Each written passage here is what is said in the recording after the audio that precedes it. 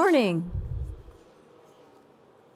I hope your week here at JEC has been productive and that you've had the opportunity to network and maybe make some new connections along the way. We are working in a really exciting industry, and I'm always really excited to be here every year. My name is Marcy Offner. I am the founder of Women in the Composites industry, and I'm also the Director of Events and Industry Partnerships at Composites One and Aerovac. So that's what brings me to JEC this year. I am really excited to be able to be here today to speak with some of my colleagues about building a supportive community for women within our industry. I have worked in the composites and advanced materials industry for a while now, and I'm always so excited to see the innovation and collaboration that is part of this great industry that we work in. One thing that I've noticed along the way is that there's more and more women joining our industry and making an impact. And it's really important that we build supportive communities together, both men and women, to keep women interested in our industry. So today, our panel is going to focus on building supportive communities, and we're going to talk a little bit about that. Why is it important to build a supportive community? It's important really for all of us because it creates a safe place for us to come together and discuss the issues that we're facing. It's also an opportunity for personal and professional support. It allows us to identify new opportunities. It's a place where we can learn new skills and also maybe unlearn the bad habits that we have that maybe might be impeding our career development. It's a place to learn how to amplify our voices. Women have a powerful voice in our industry just like our male counterparts, and together, both men and women, we can work to make it even greater. Our industry is really poised to do some really great things that will change the way we work and live and play. So together, these supportive communities can help us get there. And finally, it's about finding a cheering squad. One thing I always like to do is be a cheerleader for all my female colleagues as they grow their careers and as they make choices that impact not only themselves, but our industry. So today, we have a really diverse and exciting panel from across the globe. Why don't we take a moment to introduce ourselves, panel, and tell us what brings you to this discussion today. Hello. Thank you, Marcy, and thank you everyone for joining us this afternoon for our panel. My name is Joni Harmon. I am the Vice President of Workforce Development for IACME, the Composites Institute, and one of my roles is inspiring and introducing women and young girls to the world of composites and the career opportunities that is available to us, and really excited to be here. My name is Anna Galasso. Thank you for this invitation. I am the plant director of Ravenna Shipyard for Ferretti Group, and I am a mechanical engineer, and currently we are developing a new plant in order to enlarge the number of production line for Ferretti new vessels. Hello, very nice to be here. I think this is my more than 16 years joining the JEC along path. Very nice to seeing my friends, old colleagues. My name is Ümmühan. I'm the R&D director of Davaxa, working more than 17 years in the organization. Davaxa is the joint venture of Dav and AXA. We are basically producing carbon fiber and the carbon fiber based, profiles, materials, and the composite materials. Very nice to be here again. Hello, everyone. My name is Shelly Benyon. I am the general manager for a company based in the US named Hawkeye Industries. We sell and service material from a technical distribution and marketing perspective all across the world. Several of our distribution partners have been here, and we've been fortunate to meet with them. I am here today because I am particularly passionate about the role women play in industry and manufacturing, and particularly in our sector, which is composites. So I'm looking forward to sitting here with all of you and our conversation. Thank you, Marcy, and thank you everyone for being here. I'm Trupti, and I'm the co-founder and CEO of TerraStems. So I'm a materials engineer and I have worked in the composite sector for more than 14 years. And now I have a startup where we are working with bio-based composites to ensure environmental compatibility. And I'm very glad to be with such an amazing panel and hope to have fun today. Thank you. Okay, thank you for those great introductions. Before we jump into our topic, obviously you've all been working in various different roles in your career, and I think it might be great to kind of set the table. If you could briefly each tell us what some are the challenges that you faced in your career as a woman. I mean, obviously more and more women are working in our industry, but it still is in many places. We're not the majority, and that's okay. But what are some of the challenges that you faced? Tripti, why don't you start? So, Marcy, I'll divide it into 3 phases where I've been facing challenges or have faced. So initially, when I began my career in composites, so I was a fresher. I used to work at a manufacturing plant. And there were different challenges at that time because whenever I used to go to different manufacturing plants and, work with different people, it was really difficult to get some work done unless and until the male colleagues would intervene. So I did keep my patience. I happened to be stern at times, but it was really difficult to get my way. But then over time, that gradually became better. And in the mid phase, when I took a small break from career when I had my son, so as I bounced back into the workforce, it was a bit easier for me because the company I joined was very supportive of me working. In spite of the break. But at times there was this unconscious bias that I felt, that people should not think that I'm taking a leeway because, say my son falls sick, I have to work from home. So I had to put in double the effort, more effort so that people didn't think it was easy for me. And now at this point in my career where I've become an entrepreneur, I think the most challenging part is to set the tone for my company. To walk the talk, rather. So I think that's the challenge because now I have to set a culture for my own company, set a tone that people can follow. So I think these are the different challenges that I have seen over time. So prior to my time in composites, I've actually worked for Hawkeye Industries and been in the composites industry for 15 years. However, I like to kind of nuance that a little or provide some nuance to that because the first 10 years I was completely in the office. And I think there's a big difference between the dynamics from an internal perspective and an external perspective. So from manufacturing to office work to what you witness and experience out in the sales field or out in the world with our distribution customers and end use customers. Prior to my time in composites, I worked for a nonprofit, and similar to Trupti, I off-ramped, which I think is a term we use in the United States for moving outside of your career to then stay at home with your children. I have 2 children, and I stayed at home with them for a period of time. And something that you said, Trupti, that was so that resonated with me is that when you step back from that world, there's a level of bravado that you have to adopt to kind of enter the conversation again, or at least that's something that I felt similarly to you. Yeah. So in that time, in the 10 years that I did work, from a customer service and a marketing perspective, it was a phenomenal job. The company did a great job of integrating my real life and my work life. So I was able to work remotely from home. This is, again, 15 years ago, before it was as common as it is now.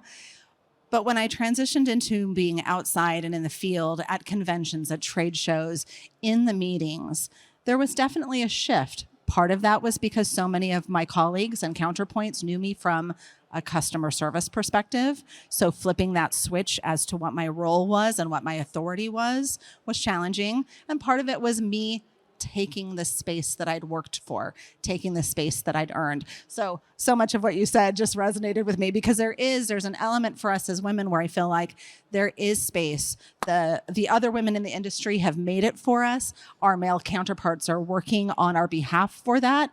And we have to feel that space and kind of own it for ourselves. And then once we do that, we get a little more room. Umi? I'm the chemical engineer, so I was more on the technical side.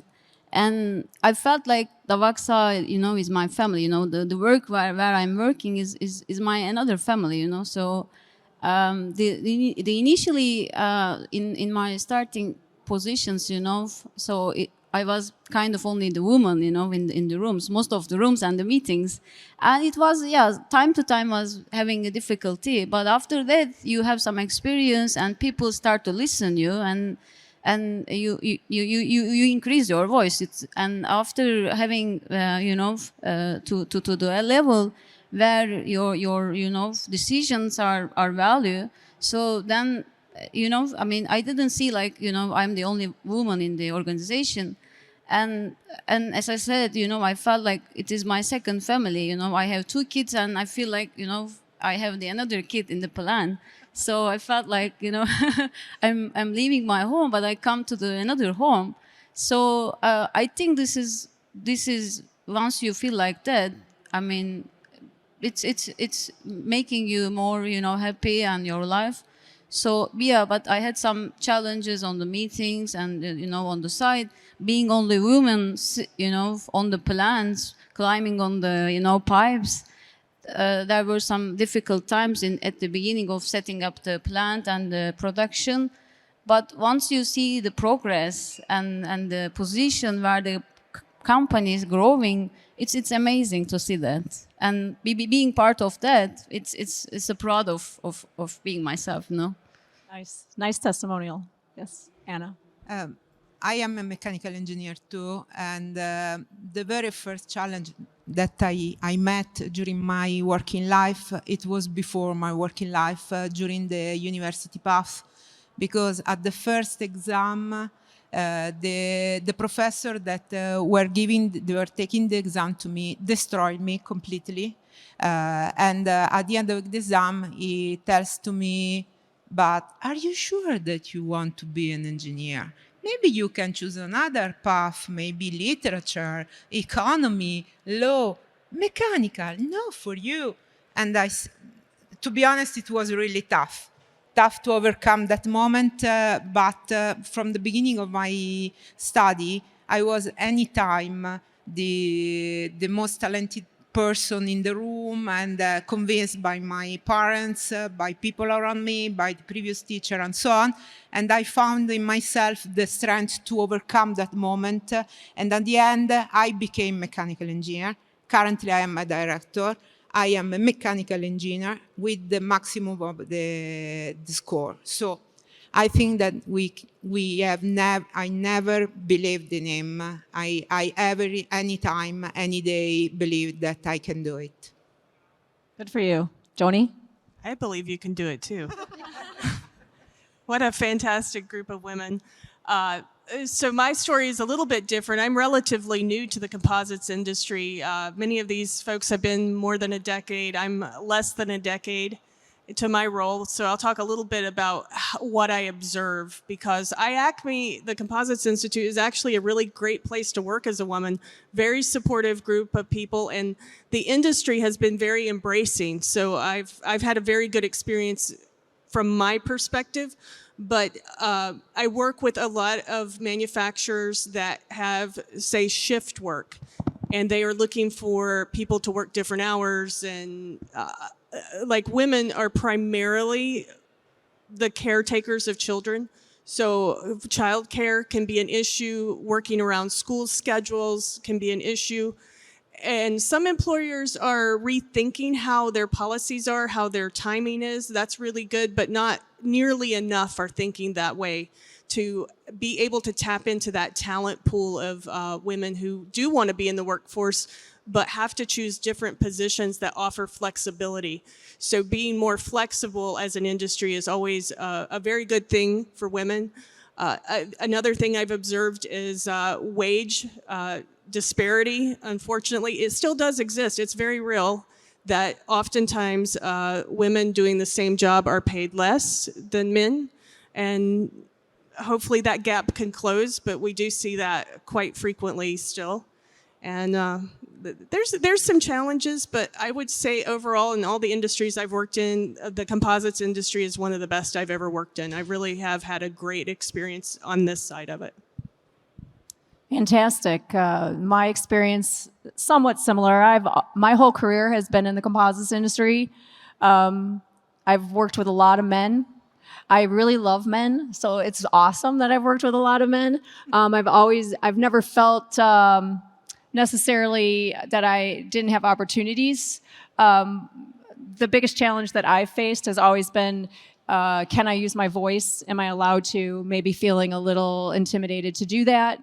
And over time, I've adjusted and found ways to do that. And I think that that's why we're here today, to just empower, all of us to be able to use our voice. So let's dive into our topic then today and talk about how we can leverage what we've learned in our careers to build supportive communities for women. How do you where do you think the need for these communities arises from? And how do you think that women leaders in our industry can go out and help build these supportive communities in their own areas of work, in their own lines of work? What do you guys think? Shelley, why don't you start with that one? So, I think there's an importance here for everybody here has a different perspective and a different role and a responsibility. And so I think there's an importance within an internal structure within your own organization to build a community that fosters open conversation, open dialogue within your organization itself. And that, I happen to work for a relatively small company. We're about 70% women. And so just kind of organically and naturally, we've got that group. We have those conversations. Although I will say, sitting in the panel here last year at JEC, 2 of them joined me at JEC last year.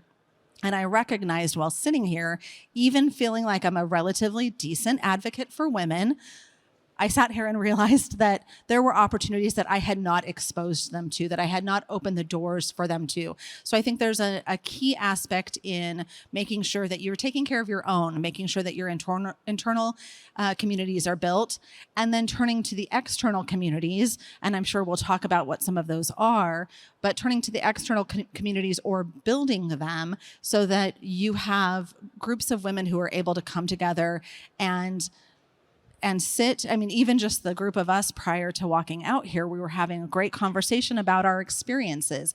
And that puts us all in a camaraderie that didn't exist before. And so I feel like that's the necessary next step. Yes, that's how communities form. They don't have to be, hey, we're starting a club, let's meet on Tuesdays. They really can start in the lunchroom, after work for drinks.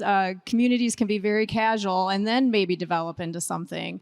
Women in the composites industry developed that exact same way. We all got together at a CAMX trade show a few years ago and just started talking, and then suddenly here we have a full-on group that is really forming and providing networking opportunities. Anna, what has been your experience? Like, how do you think we can better encourage communities? In my current role, I had the opportunity to choose my first line because I'm completely building a new team, new buildings, and so on. And I think that the most important thing that I did is to give women a chance, an opportunity. Because usually, sometimes we don't choose some CV resume only because of the gender. But this is a mistake because you lose the opportunity to find the right person for the right role. And I had the opportunity to not avoid them because they are women. And I found the 50% of my team is made of women. And I'm really, really proud of this because they are really great. And I'm spending a lot of time with them also for tutoring, mentoring, and to demonstrating them that they can do whatever they want. And that they don't be scared about the the steps, because they can do, their voice can be listened, and they can stay in a room with the same dignity of any other person around. I know that Anna is very purposeful in her hiring, and that 50-50 ratio there is great to hear. And I bet 10 years ago, if you walked around JEC, you wouldn't have seen a 50-50 ratio of men to women, but now you do. It's really become quite a diverse industry, and that's great. Moving on to our next question, Umi, I'll start with you. Let's discuss the impact of women-focused communities on professional development and growth, personal growth in your careers. What would you offer about that topic? I think first of all, we need to understand, right? So whether we are in the right organization or the right place, So considering from that point of view, the composite, is a very nice, industry. So for the professional growth, the network is very important. So the standing where you are is very important. Apart from that, the communities, when we are discussing about the communities, I think it starts from our internal, right? So we really need to start from our, surrounding, organization. And then having a the feeling good location and the places where we are working, the having a good environment in our environment, and then professionally, I think we need to understand our skill sets first, right? So and then to grow on top of it. So how we can move forward, how we can educate us and bring to a certain level. I think, and after that, we shouldn't be stopping there. I think one of the mistake of the late women, I should say, to come and stand for some level, I think we should move forward, right, to increase our voice. I mean, to being, onto the leadership level, and then if possible, right? So it really depends on your organization where you are working. But if you have a chance and potential, just go and do it, So that's what I can say. Good. Trupti, what do you think? So Marcy, on the communities, I really feel two things are majorly important. One is networking and the other is mentorship.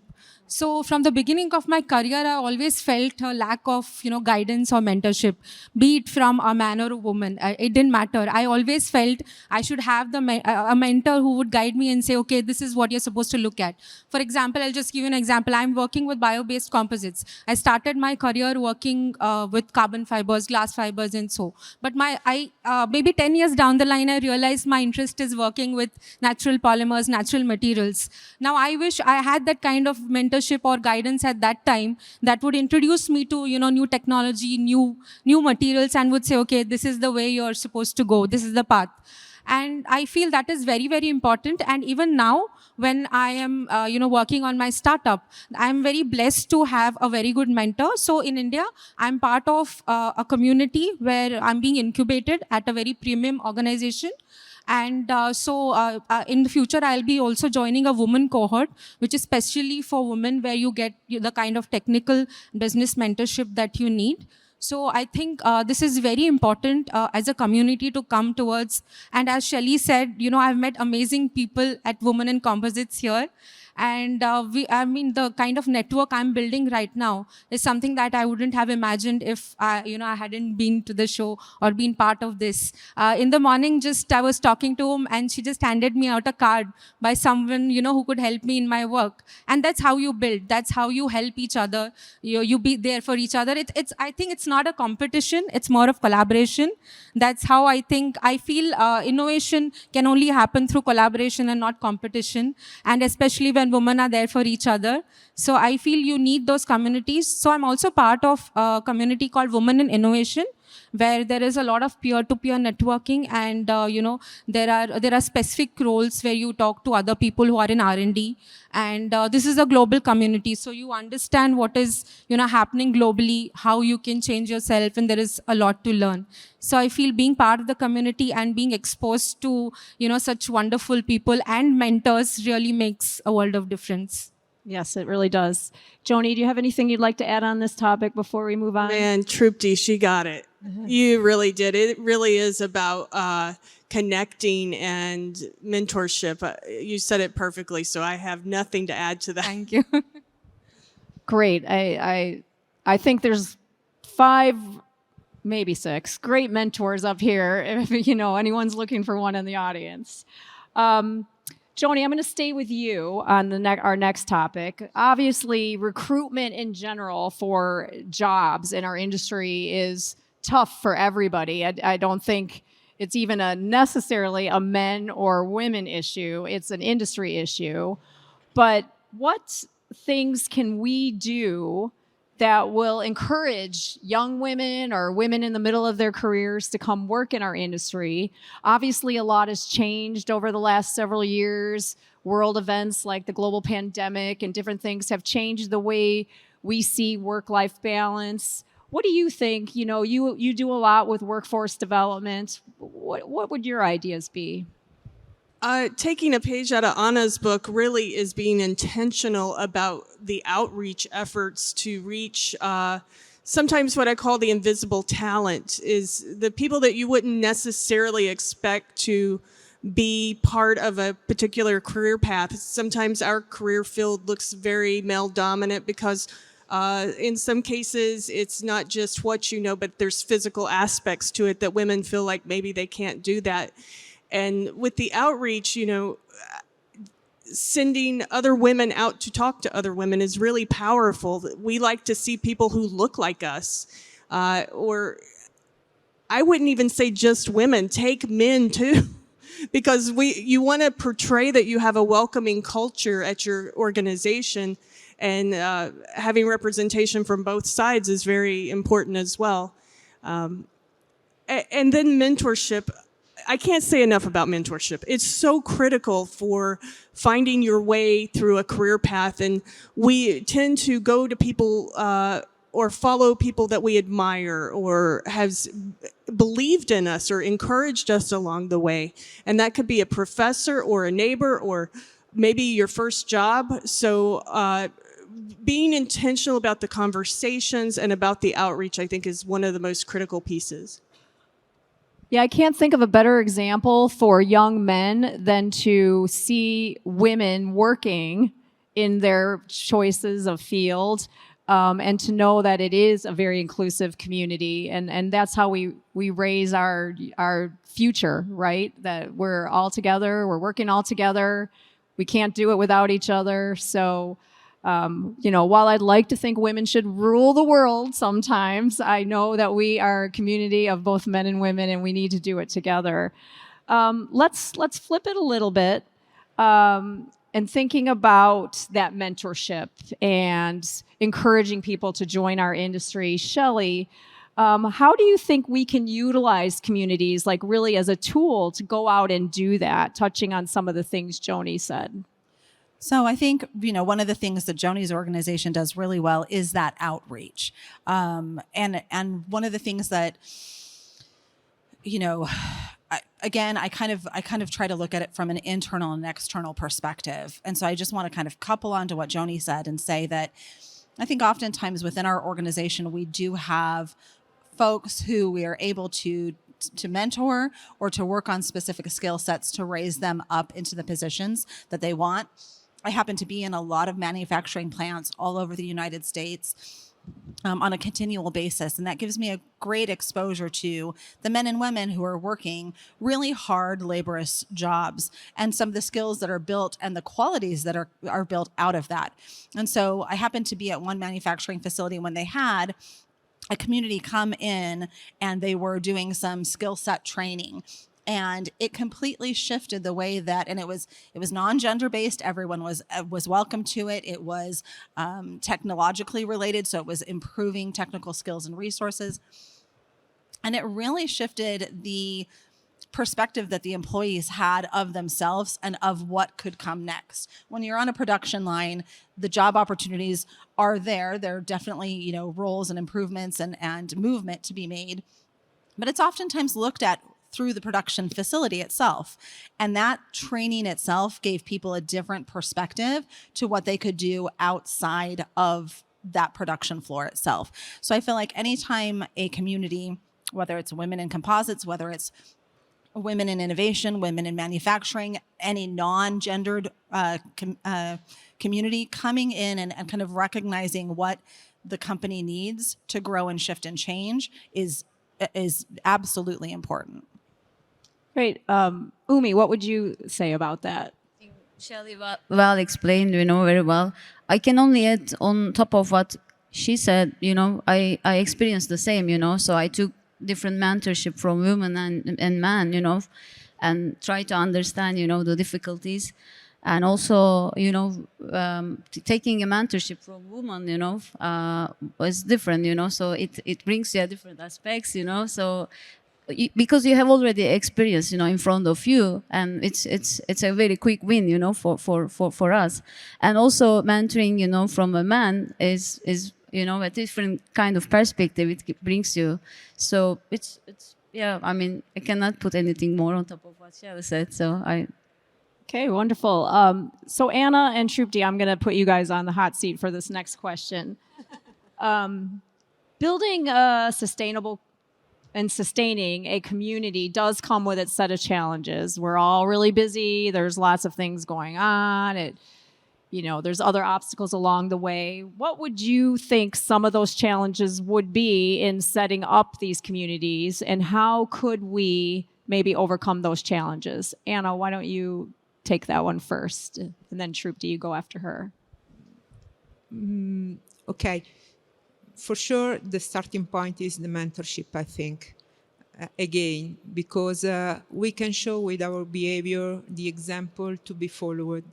We can trust the guys, the women that are under our responsibility, strictly in contact under responsibility, the right way, maybe also to show them which are the mistakes that we did in the past, because sometimes the issue is not the maternity, is the diversity of approach. For example, I can say that my boss hates me around 300 days per year, maybe more or less, because when he said something to me, I never said him not the truth, because I say him anytime the reality of the thing that I thought, because I think that is my duty to say him the reality. The other 65, 60 days, 66 days per year, he loves me much more than he hates me, so I'm still in the company, because he understands that what I said him is the reality. Sometimes men are not so aggressive in the perspective. We are women, we are noisy. Even as a wife, we are noisy. And we say anytime the truth. So this makes a little bit of upset in the male around us. And maybe we can teach to the guys, the women that are under us, to a little bit mitigate this aspect in order to reduce the days per year to be hated only for this. Okay, well, yeah. I mean, we probably all have a few of those days where we feel a little hated. Shrupti, what do you think some of the challenges are in setting up communities in our various areas? I think, Marcy, I can think of only one thing. How do you sustain something is you lead by example. Suppose you start something and you don't follow that up. It doesn't make sense. You start a community, you start, say, for example, like we meet every month and, we'll have networking sessions, we'll have some mentorship sessions, but you have to follow up. You have to make sure you have enough skin in the game.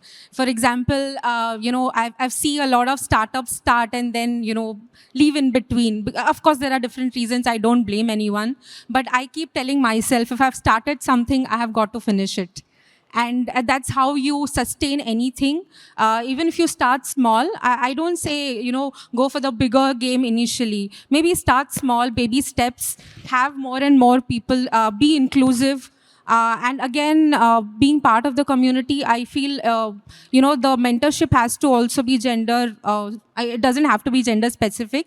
So we can, offer mentorship to each and everyone who is passionate enough about the topic. And also, that's the only way you can sustain, I feel. Because I've had a few mentors initially where, it would start off on a good foot and then it wouldn't materialize. So I think to sustain anything is to have, constant checks that whether or not your skill set is developing. So I think that is very important to keep in mind. Great. Hey, Joni, I know you have some experience with getting funding for programs and, applying for grants and different things like that. Obviously, starting very formal communities with a structure and, people are putting on programming and different things takes money. And one thing I've noticed over the years is that there isn't really a lot of funding for female initiatives in our industry, or there hasn't been yet. What can we do to get more money? I mean, we need some money so we can form these communities for the women working in our industry. What would some suggestions you would have? Go to women-owned businesses.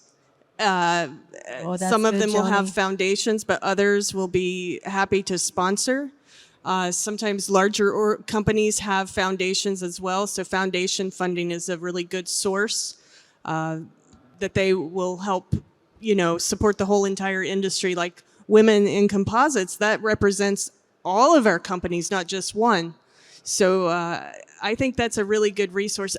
I would like to add to what Trupti and Umi were saying about the employee resource group. One of the things I think is really a challenge when you think about formalizing a group in a company is there's intimidation oftentimes, and what are those crazy women doing? Why are they forming? Are they going to take over?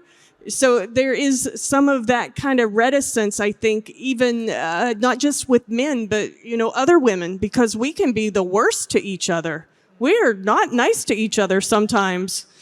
So we have to be very supportive to one another. And a formal employee resource group really starts at the top with the leadership saying, this is the culture that we want to have. We want to have a welcoming culture for specific groups and encourage them to meet, because oftentimes we're not just meeting to socialize, we're meeting to think about how to make things better.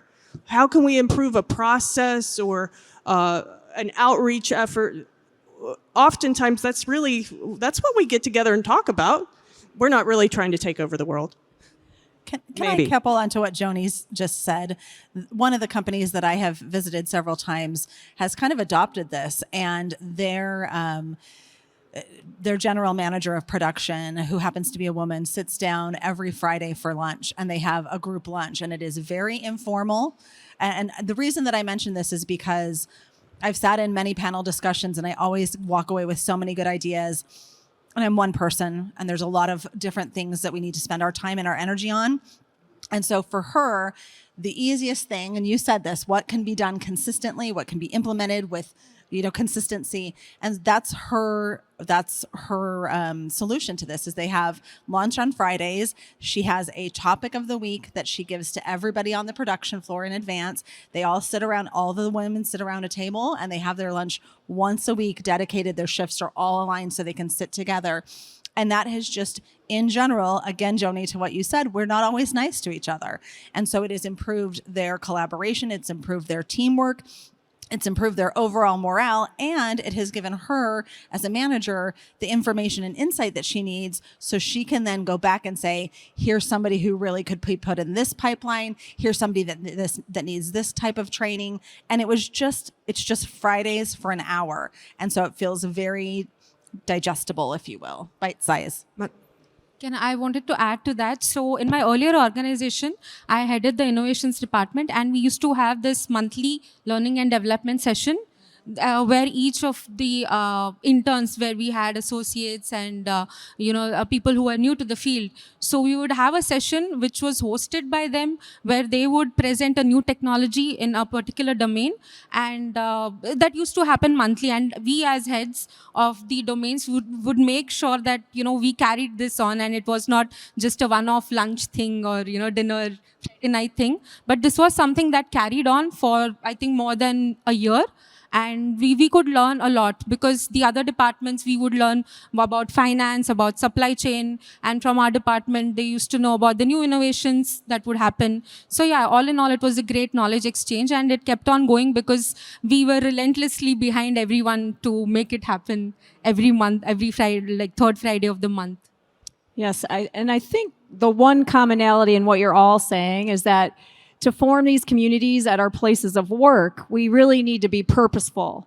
And you need to engage leadership. And you need to be able to go into your boss's office or the CEO's office and say, this is why we're going to be meeting. So they don't think it's just, some little social group, or they don't think it's just cute. They understand that there's a purpose behind the time you're taking. And then I think you'll find much more support from the higher ups in recognizing that there's real value to the organization, for recruitment, for feeling happy at work. We spend a lot of time at work, right? Those of us that work, we spend a lot of time at work. And so I think just remembering to be purposeful. So building on that, what can we do to bring along our male counterparts into this discussion about building communities? We want to be inclusive, right? It's not really about necessarily having a group that's all women, but it is about finding that place where we can talk and discuss. But how do we engage our male counterparts? Umi, why don't you start, and then Anna, you can follow there. So in our company this year, we has a signatory to the Women Empowerment Principles, established by Union Women and the Global Compact. And the main commitment is to foster the gender equality, and this is made by, our, top management. And the top management right now is, I think, 25% is already achieved to the, the ladies, the women. And this is made by, a man, so I think we shouldn't be, splitting, and, the diversity is important, but I mean, there's no any woman and, man differentiation, we really need to should bring them into the stage, right? So, and this is done by, the collaboration between, the leadership and the decision taken, So I think this is a culture, so you need to really bring the culture into the organization and then involve all the, so in all the technical discussions and the innovations, so you cannot split, So for the women, yeah, I mean, you can do some special, activities just to understand each other, but at the end, so we need to work together, right? This is really important. Anna? I am who I am because I am a daughter. And my father grew me like a human being, not a male or female, a human being. And I was able to do whatever I want because he allows me to do it. Maybe we have to remember to the men inside the company that even they have some daughters that maybe in the future will be part of a community. And so we can enforce them to come inside, to understand which are our difficulties, because maybe it's the fear, the differences that makes us far from the same principles. My father was son of a great grandmother, my grandmother. She was born during the First World War. In the Second World War, she married. She had 9 sons, and she had to grow them alone. And in 50, my grandmother was the feminist ante litteram, because she were able to discuss with anyone, any male around for negotiation, business, selling things, and so on. So my father grew under this atmosphere. I understood that between men and women there is no difference. Maybe we have to let our guys, the men, the young men, grow in this atmosphere, understanding that there is no differences in the brain. The brain is the same. And differences are not fearing, because the differences can be a value.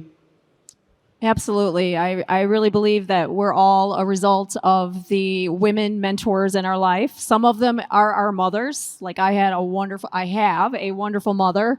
I also have amazing aunts who are very strong and powerful in whatever they've chosen to do. So that mentorship aspect is so important. And mentorship can be very informal. It's just by the example that you set.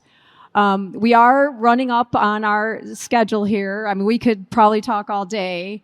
But if each of you, Joni, we'll start with you, could talk about maybe one thing that your organization or company is doing to create a community where women feel comfortable, we can kind of close it out that way. Sure.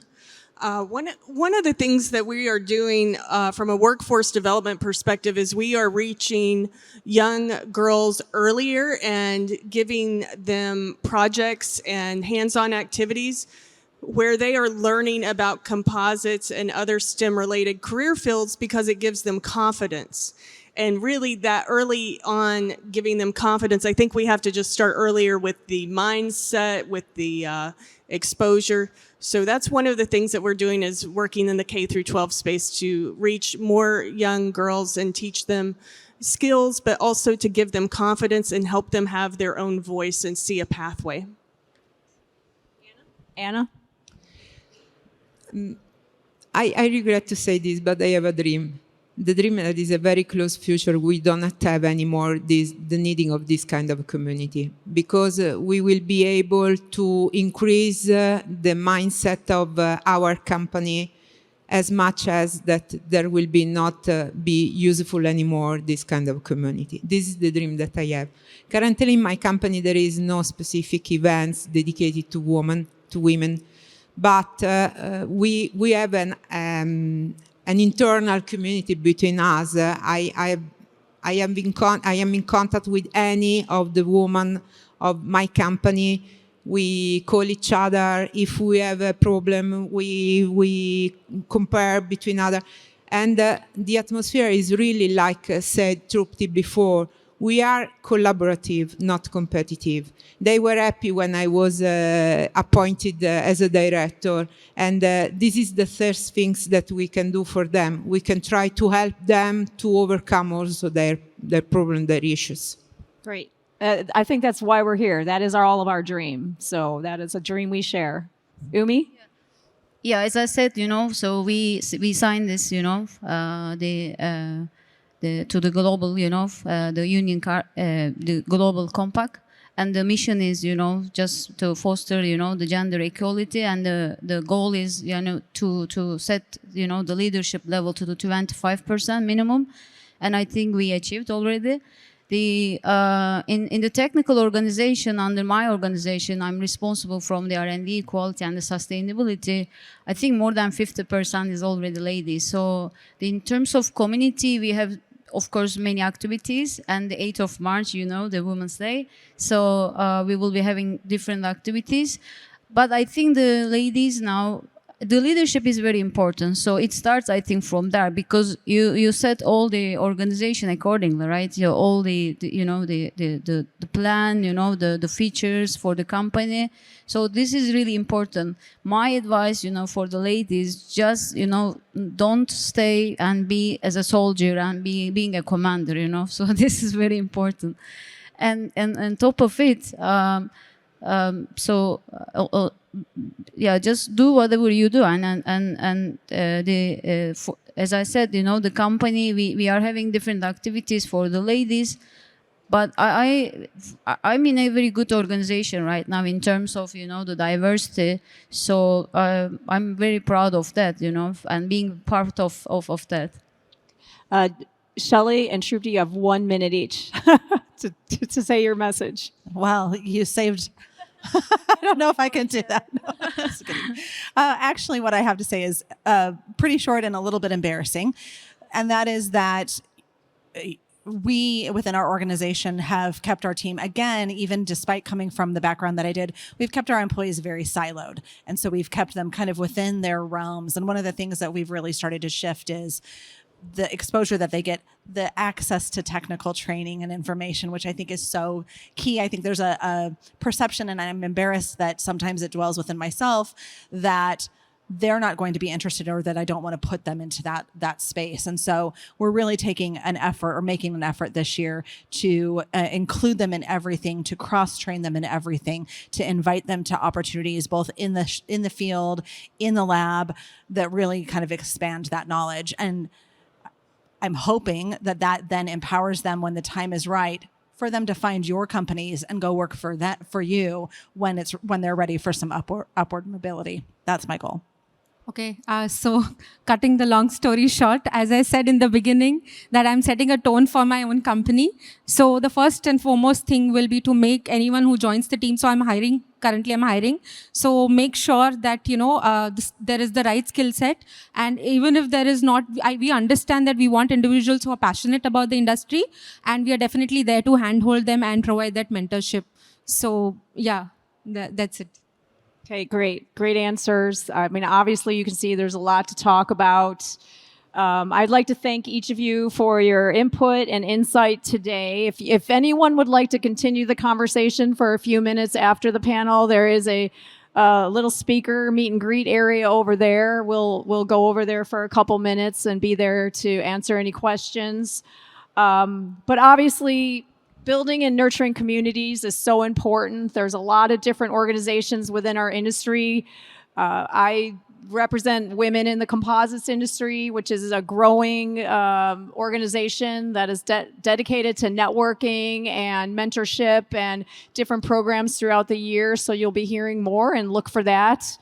But in the meantime, each of us has an individual responsibility, men and women, to go out and just encourage and empower the women working in our organizations to use their voice and to be part of the conversation. So thank you for joining us today, and enjoy the rest of JEC, and we'll see you all hopefully next year. Take care.